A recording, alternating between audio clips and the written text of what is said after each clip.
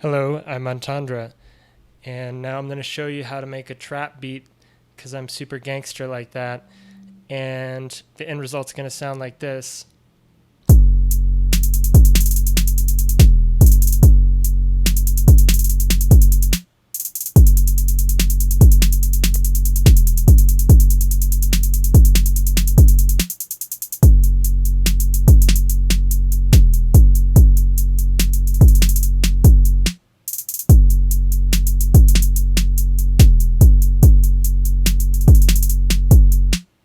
Alright, so here we go.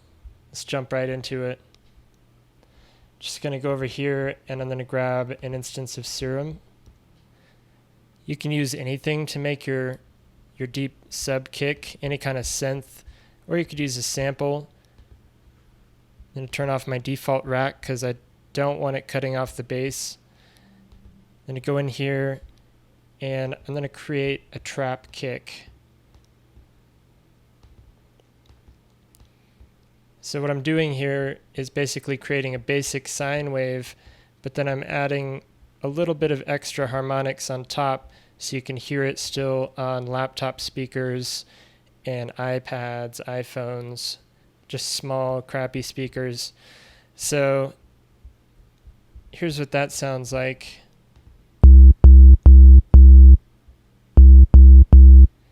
Now, unless you have good headphones or monitor speakers, you might not be able to hear that, even though I just said that you should be able to hear it now that I've added those harmonics, because there's some other tricks we can do. Like if we go here into effects, we can give it a little bit of distortion. You just got to find the right balance. And then we can also add another oscillator, and we could go in and edit this to make it a similar kind of pattern. We can change the octave and lower this volume down quite a bit so it's really subtle, just adding some overtone harmonics.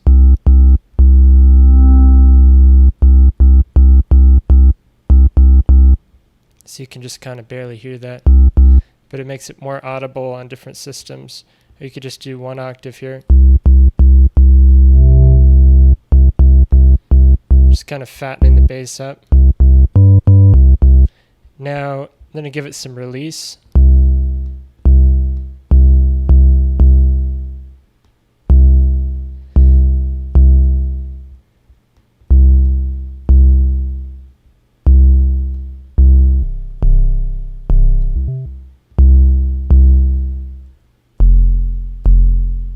Just trying different notes to see what sounds good.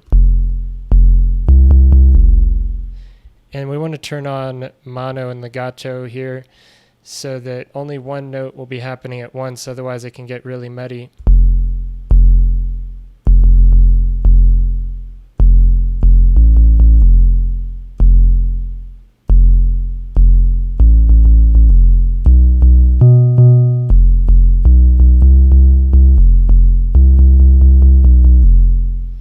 So just got to find a nice pattern. I mean, we could start with something really cliche and then branch out from there. So let's check this out here. We got to find this note. Now this time I'm going to program it in manually in the sequencer here. So you can zoom in. Just going to start it playing. And we're going to make kind of the basic rhythm here.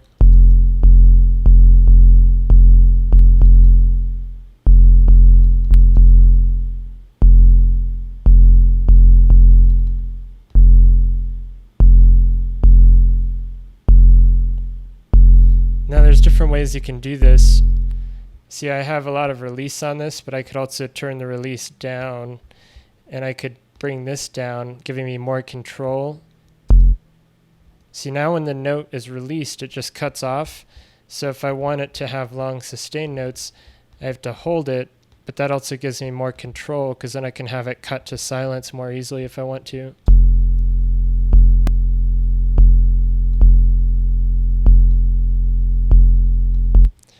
Alright, so we're just getting a basic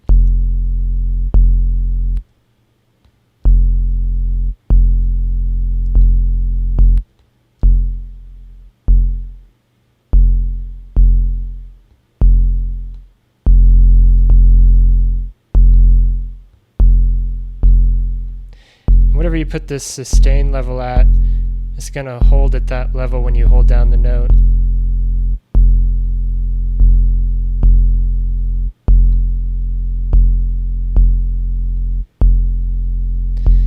You could even add some noise with your bass if you want. There's a lot of different ways you can make this bass tone. If you want to make it really grimy, you could use one of these heavier distortion modes like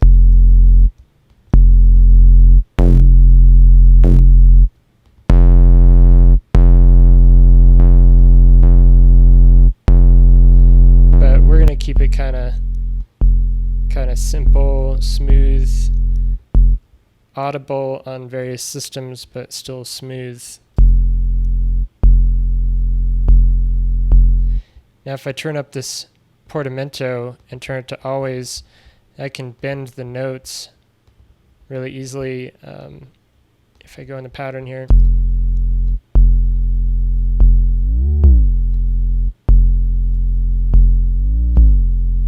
if I turn this time down or just adjust it so that the bend takes the right amount of time,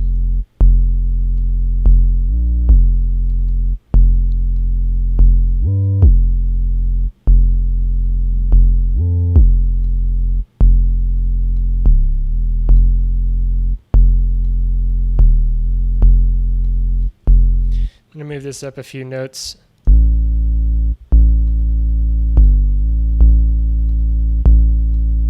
Now it's better down there.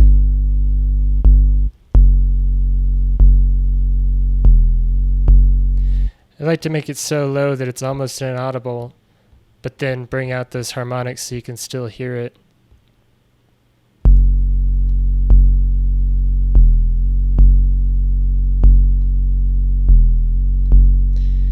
So you can make this pattern twice as long, give it some variation, keep things interesting.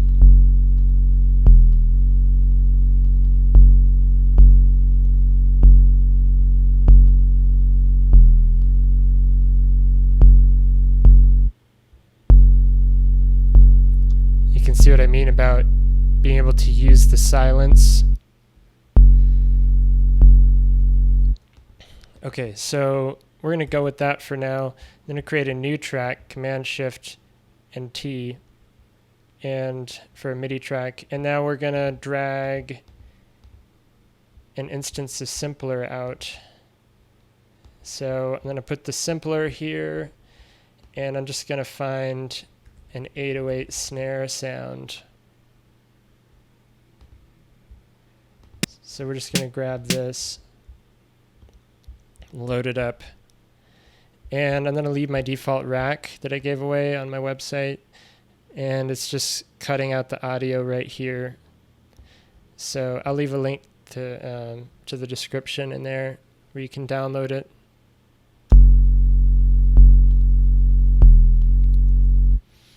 And let's just make a basic snare part. So by default, the middle C, C3, is going to have the sound unmodified.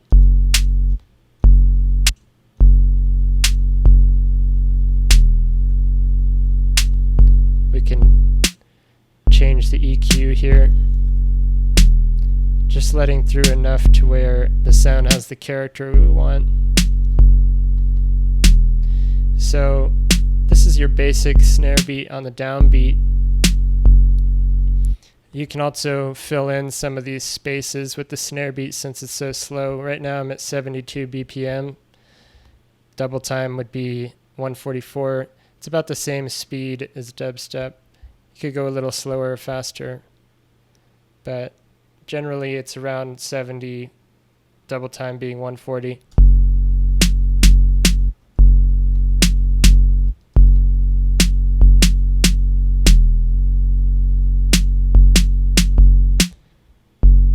Now, in order to give the kick some more punch, I would either layer it with another kick drum, more in the mid-range, or go in and add a pitch envelope to give it some more punch, or maybe both of those. So for this, I'm going to go ahead I'm going to go ahead and add another layer. So I'm going to group this device, and we're going to drop the simpler down here, and we're going to find a kick drum.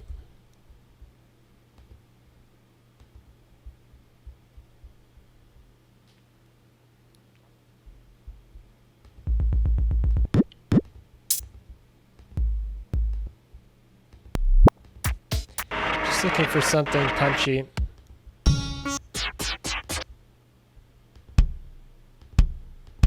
All right, we'll try this. Okay, wait, I think I just, okay. Not punchy enough.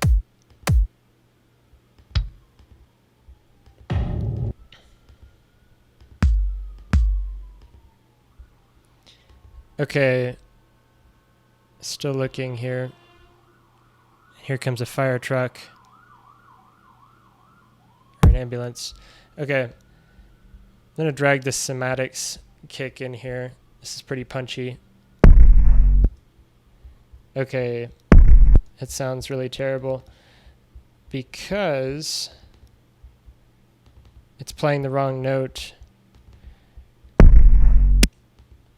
So what we need to do is bring up the root note .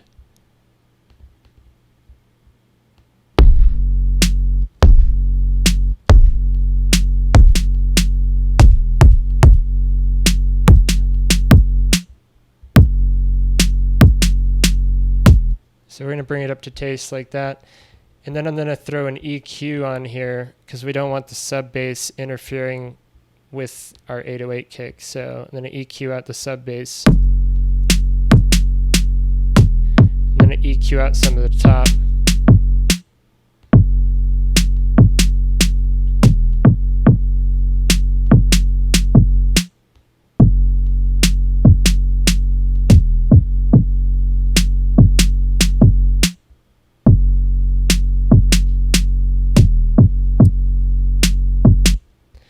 All right, so that's one way to do the kick and give it some more punch. Here's the other way. We're going to go in, and we're going to take this LFO1, and we're going to drag it onto the course tune here.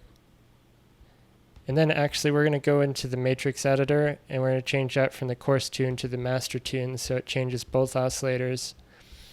And we're going to make it go a single direction, and we're just going to have this steep, fast cut down like so. And then we want this set to trigger, actually envelope, so that it only plays once every time the note hits.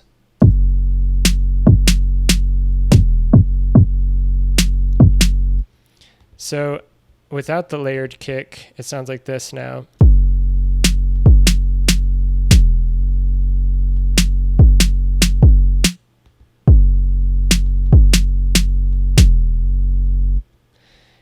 And so that's pretty cool.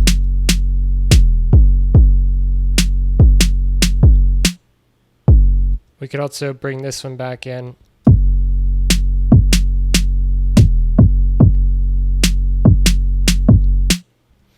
I actually kind of just like it with the pitch envelope. It's really clean, so I'm just going to leave it like this.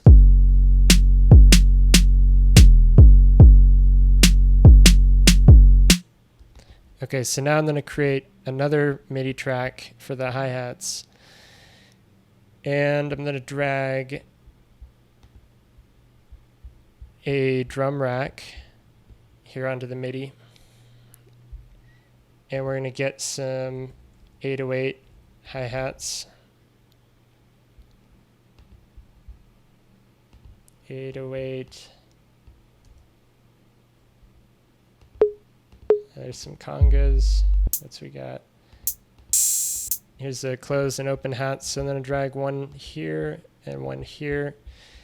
You know, feel free to get as creative as you want with your snare drum and your hi-hats and your kick. I'm just kind of making a cliche trap beat here. So we're going to use the basic trap beat sounds. Now, I could either make this drum pattern for the hi-hat using the arpeggiator and automating the rate. So let me show you how that's done. There's no right way to do it. It's just a matter of preference. I've used all these techniques. So let's see, under MIDI effects, we're going to grab the arpeggiator, and we're going to drop it here. And we're going to go to our hi-hat track. And we got to find the right starting note. Okay, so we're there. So now this rate is going to change the speed of this hi-hat. So listen when I change that with the beat.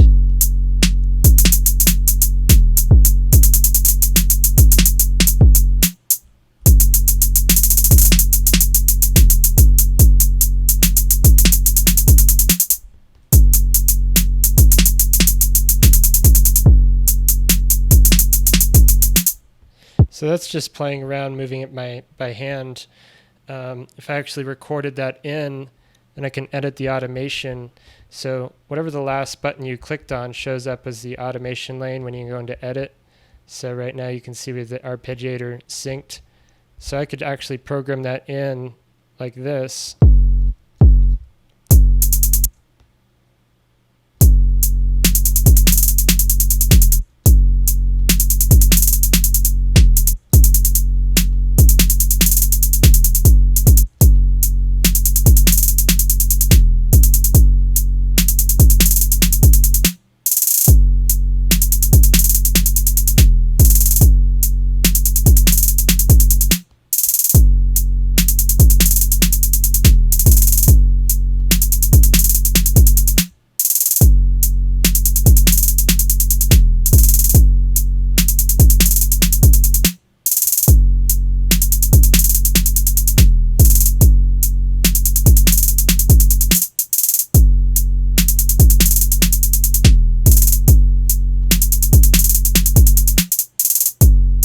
Changing the grid size allows you to draw in these changes.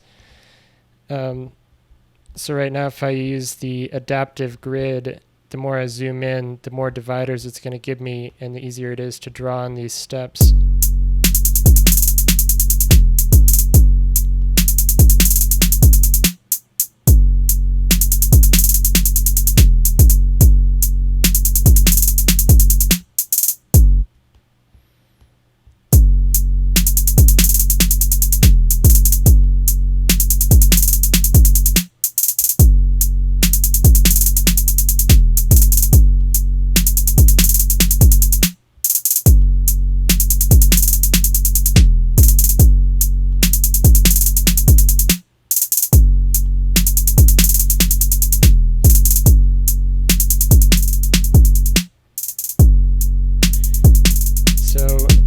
Turning that down, I like to mix everything back a little bit.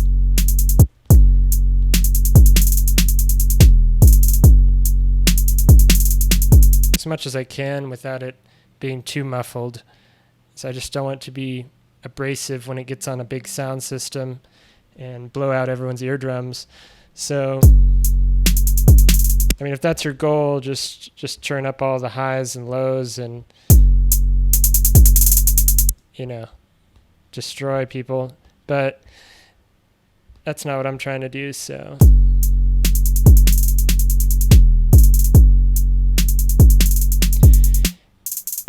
So you can see we already have a basic trap beat. There's another way that I was going to go into about making a hi-hat. So if I turn off the arpeggiator, let's see, I'm going to drag all of this into the arrange view like so.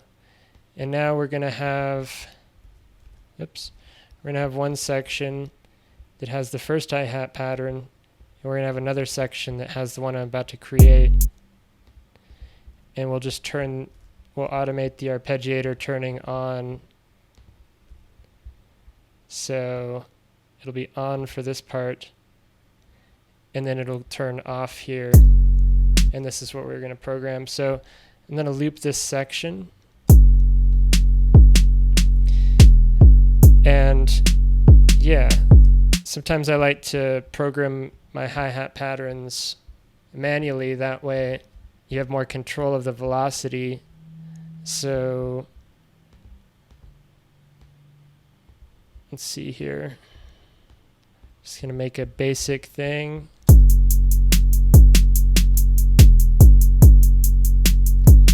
We're gonna lengthen this pattern.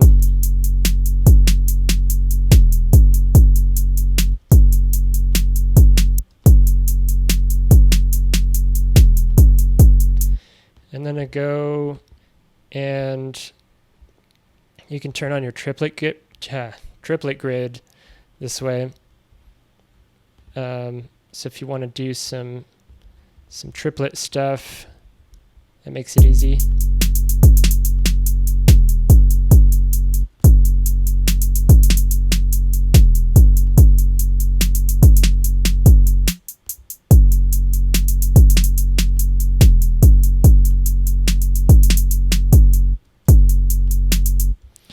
I can go in here and really refine this. I mean, really, the more time you spend on your beats, the better they're gonna be in the end. You know, I like to make a beat. You know, a lot of times I'll get my song foundation done in a day, but then like a rough sketch, but then I'll come back and work on it for like a month or two to really just hammer out all the details and get everything perfect. So let's check this out again.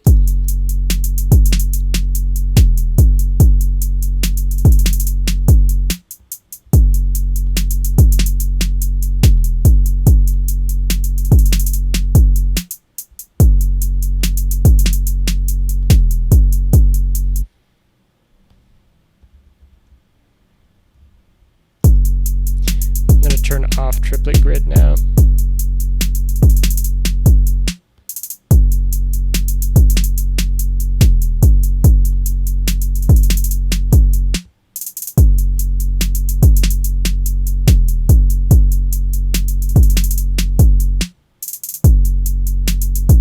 Alright, so now you can hear the difference between